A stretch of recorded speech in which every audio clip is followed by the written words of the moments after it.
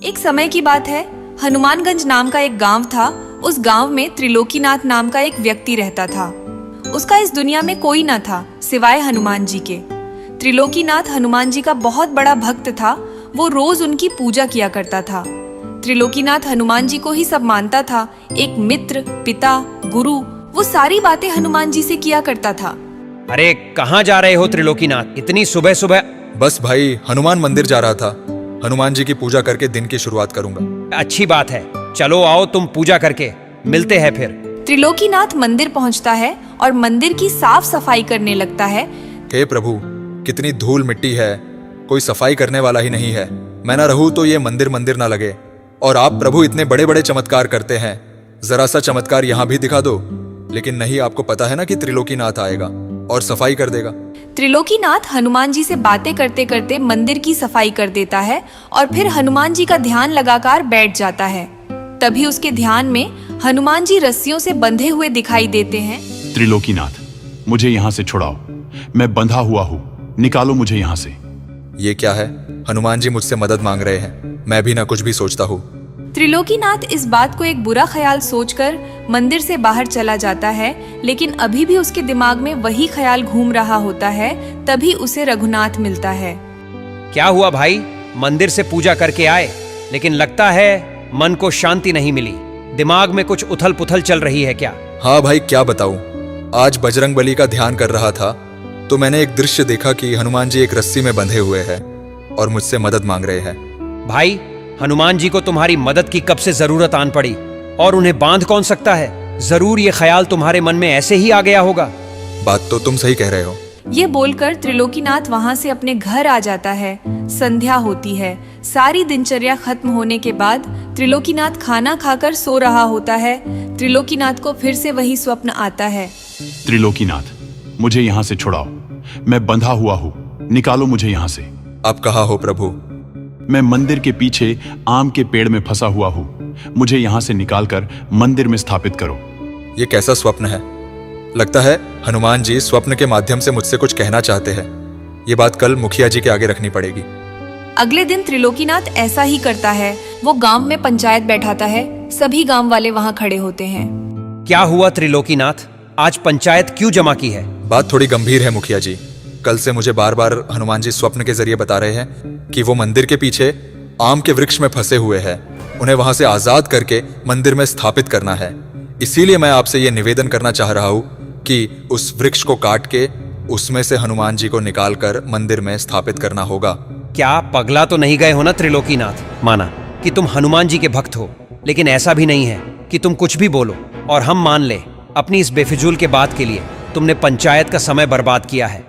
पर मुखिया जी, मैं सच कह रहा हूँ, एक बार उस पेड़ को काट कर देख लेते हैं। त्रिलोकीनाथ, क्यों जिद कर रहे हो बेकार की? ये सब तुम्हारा भ्रम है। जाओ घर जाओ। जाओ यहाँ से। आज की सभा यही समाप्त की जाती है। मुखिया त्रिलोकीनाथ को भगा देता है और कड़े शब्दों में पेड़ काटने के लिए मना कर देता है। त्रिलोकीनाथ उदास मन लिए घर की ओर जाने लगता है। तभी रघुनाथ उसके कंधे पे हाथ रखता है। त्रिलोकीनाथ, परेशान मत हो, ये सब तुम्हारे मन का वहम होगा। ज्यादा ध्यान मत दो। और वैसे भी वो आम का वृक्ष मुखिया जी का है, और पता है उस अकेले वृक्ष से कितने फल आते हैं। वो तुम्हारी बात पे वृक्ष तो नहीं काटने वाले। ज्यादा सोचो मत, जाओ आराम करो, सब ठीक हो जाएगा। ये बोलकर रघुनाथ वहाँ से चला जाता है। लेकिन इस बात से त्रिलोकीनाथ को अभी संतुष्टि नहीं मिली थी। उसका मन अभी भी व्याकुल था। भाड़ में जाए मुखिया जी और सब। हनुमान जी ने मुझसे बोला है, वो मुझसे मदद मांग रहे हैं। कोई नहीं साथ देगा तो भी मैं उनकी मदद करूंगा। त्रिलोकीनाथ किसी की बात नहीं मानता। वो एक कुल्हाड़ी उठाता है और उस पेड़ को काटने के लिए निकल पड़ता है। मंदिर के पीछे पहुंचकर बजरंगबली का नाम लेकर त्रिलोकीनाथ उस पेड़ पर कुल्हाड़ी चला देता है। उसे ऐसा करते हुए गांव का एक व्यक्ति देख लेता है और वो भागता हुआ जाकर सभी गांव वालों को ये बात बताता है और सबको इकट्ठा करके ले आता है। जय बजरंगबली, जय बजरंगबली। कोई बात नहीं प्रभु, कोई आपकी मदद नहीं करेगा तो क्या मैं भी नहीं करूंगा?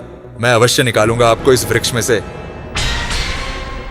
हाँ त्रिलोकीनाथ, तुमने ये क्या किया? तुमने अपने पागलपन्ने की वजह से मेरा इतना सुंदर वृक्ष काट दिया। मैंने पंचायत में कहा था ना कि कोई वृक्ष नहीं काटेगा। त्रिलोकीनाथ, तुम ये कैसी हट कर रहे हो? तुम इतनी मूर्खता का काम करोगे, हमें अंदाजा नहीं था। पर भाइयों, मैं सच कह रहा हूँ, मेरे स्वप्न में हनुमान जी आते थे और इसी वृक्ष को काटने के लिए कहते थे वो यही कहीं कैद है। अच्छा, तो तुमने इसलिए ये वृक्ष काट दिए? तुम्हें दिखे कहीं हनुमान जी? कहाँ हैं? क्या किसी को यहाँ हनुमान जी दिखाई पड़ रहे हैं? त्रिलोकीनाथ, तुम्हें इसकी कीमत चुकानी पड़ेगी। ये बात चल ही रही होती है कि तभी हनुमान जी की एक सुंदर प्रतिमा उस वृक्ष के तने से प्रकट हो जाती है, जिसे देख सभी गांव वाले भौचक्का रह जाते हैं। किसी को अपनी आंखों पर विश्वास नहीं होता। वो सभी बजरंगबली की जय जय करने लगते हैं और सभी त्रिलोकीनाथ से माफी मांगते हैं। अब सभी गांव वाले पूरे सम्मान सहित वृक्ष से प्रकट हुई हनुमान जी की प्रतिमा को मंदिर में स्थापित कर देते हैं। तब से हनुमान जी की कृपा से पूरे गांव में सुख शांति छा जाती है और त्रिलोकीनाथ को गांव में एक अलग ही सम्मान मिलने लग जाता है। एक समय की बात है, द्वारिका नगरी में भगवान श्री कृष्ण अपनी रानी रुक्मणी और सत्यभामा के साथ वार्तालाप कर रहे थे। प्रभु, आपसे एक प्रश्न पूछना था। कैसा प्रश्न प्रिय? पूछो। प्रभु, हर विवाहित स्त्री अपनी मांग में सिंदूर लगाती है। इसकी सुंदरता अपने स्थान पर, किंतु सिंदूर का असली महत्व क्या है, मैं ये जानना चाहती हूँ। रुक्मणी, यदि आप यह प्रश्न किसी स्त्री से पूछें तो ज्यादा अच्छा रहेगा। ऐसा क्यों प्रिय? क्या तुम्हें मेरे ज्ञान पे संदेह है? नहीं नहीं, संदेह नहीं प्रभु, आप तो सर्वज्ञाता हैं। किंतु क्या प्रिय? प्रभु, जिसने कभी सिंदूर लगाया ही ना हो, वो प्रेम की उस गहरी भावना को कैसे बताएगा जो सिंदूर के साथ जुड़ी है। इसलिए इस प्रश्न का उत्तर तो केवल एक स्त्री ही दे सकती है, जो प्रतिदिन अपनी मांग में सिंदूर लगाती है। उचित है, परंतु जिसने लगाया वो पुरुष तो समझ सकता है। प्रभु, ऐसा कौन सा पुरुष है जो सिंदूर लगाता है? श्री राम भक्त हनुमान। हनुमान? किंतु हनुमान तो बाल ब्रह्मचारी है, उनका सिंदूर से कैसा लगाव? नाथ, ये कैसी पहेली है? ये पहेली तो वही मुझे जिसने उन्हें सिंदूर लगाने का विचार दिया। ठीक है प्रभु, ये पहेली मैं ही सुलझा देती हूँ। आप दोनों ये कैसी बातें कर रहे हैं? मैं कुछ समझ नहीं पा रही हूँ। ये कहानी तब की है जब मैं और प्रभु यानी राम और सीता वनवास पूरा कर अयोध्या आ चुके थे। एक दिन माता सीता अपना श्रृंगार कर रही थीं और हनुमान जी माता सीता के पास बैठे उन्हें श्रृंगार करते हुए देख रहे थे। क्या हुआ पुत्र, आज तुम मेरे पास क्यों बैठे हो? ऐसे तो तुम प्रतिदिन प्रभु के चरणों में ही रहते हो। कोई प्रश्न है क्या पुत्र? माता, मैं बहुत बड़ी दुविधा में फंसा हुआ हूँ। संकट मोचन को कैसी सुविधा ने घेर लिया? माता, मैं देखता हूँ कि हर कोई प्रभु श्री राम को प्रसन्न करने के लिए भेंट देता है, लेकिन मैं उन्हें ऐसा कौन सा भेंट दूं जिसे देख वो प्रसन्न हो जाए? प्रभु श्री राम को सबसे अधिक क्या प्रिय है माता? पुत्र, प्रभु श्री राम को तो किसी वस्तु से मोह नहीं है। उनके लिए इस संसार में सब कुछ समान है, इसलिए वो प्रत्येक वस्तु से प्रसन्न रहते हैं। आप यह सिंदूर क्यों लगाती हैं? ये तो सुहाग की निशानी है और इसे लगाने से प्रभु श्री राम प्रसन्न होते हैं। मैं ये सिंदूर अपने प्रभु श्री राम की लंबी आयु की कामना के लिए लगाती हूँ। इसे लगाने से आपके प्रभु और मेरे पति की आयु बढ़ेगी। अच्छा, यानी एक चुटकी भर सिंदूर से प्रभु प्रसन्न हो जाते हैं और उनकी आयु भी बढ़ जाती है। यह सब सुनकर हनुमान जी वहां से चले जाते हैं और कुछ देर बाद पूरे शरीर पर सिंदूर लगाकर माता सीता के सामने आते हैं। पुत्र, ये तुमने क्या किया? माता, मैंने भी अपने प्रभु की लंबी आयु के लिए सिंदूर लगा लिया है। अब उन पर कोई संकट नहीं आएगा। पुत्र हनुमान, तुम कितने भोले हो। माता, अब तो प्रभु श्री राम मुझसे प्रसन्न हो जाएंगे ना? अवश्य। माता सीता की आज्ञा पाकर हनुमान जी उसी भेष में श्री राम के पास पहुँचे। श्री राम अपने दरबार में बैठे थे। तभी वहां श्री राम की जय जयकार करते हुए हनुमान जी पहुंचते हैं। हनुमान जी के इस भेष को देख सभा में उपस्थित सभी लोग उन पर हंसने लगे। अरे हनुमान, ये क्या लगा कर आए हो अपने शरीर पर?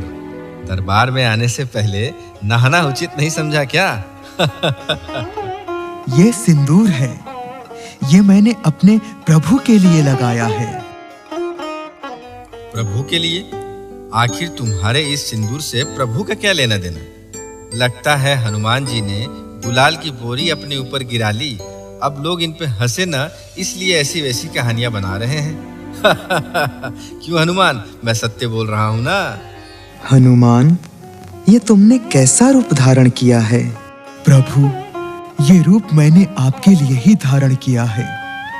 आज मैं माता के पास बैठा था, वो अपनी मांग में चुटकी भर सिंदूर लगा रही थी। तभी मैंने उनसे उस सिंदूर का महत्व पूछा, तो उन्होंने कहा कि ये सिंदूर आपकी लंबी आयु के लिए लगा रही है। उस चुटकी भर सिंदूर से आपकी आयु लंबी हो जाएगी और आप पर कोई संकट नहीं आएगा, और आप चुटकी भर सिंदूर को देखकर प्रसन्न भी होते हैं। तो मैंने विचार किया कि एक चुटकी भर सिंदूर से आपकी आयु बढ़ सकती है, तो मैंने आपके लिए सिंदूर पूरे शरीर पर लगा लिया। इससे आप चिरंजीवी हो जाएंगे और मुझे देख आप इतना प्रसन्न होंगे कि मुझे अपने हृदय से लगा लेंगे। हनुमान जी का ये भक्ति भाव और भोलापन देख श्री राम अपने आप को रोक नहीं पाते और वो आकर हनुमान जी को अपने हृदय से लगा लेते हैं। ये देख सभा में बैठे सभी लोग आश्चर्यचकित रह जाते हैं। प्रभु, अब आपको कोई भी संकट छू नहीं सकता। हनुमान, तुम्हारे होते तो मुझे वैसे भी कोई संकट छू नहीं सकता, क्योंकि तुम संकट मोचन जो हो। हनुमान, तुम्हारा हृदय बहुत कोमल है और उस हृदय में मेरे लिए इतना स्नेह देखकर मैं भाव विभोर हो उठा। पुत्र, आज मंगलवार के दिन तुमने ये जो मेरे लिए मंगल कामना की है, मैं वचन देता हूं कि आगे भी कोई भक्त मंगलवार के दिन तुम्हारे इस सिंदूरी रूप के दर्शन करेगा, मैं उसके लिए इतना ही कृपालु हो जाऊंगा। भक्त, तो यह है सिंदूर का महत्व जो कि हनुमान ने भी समझा।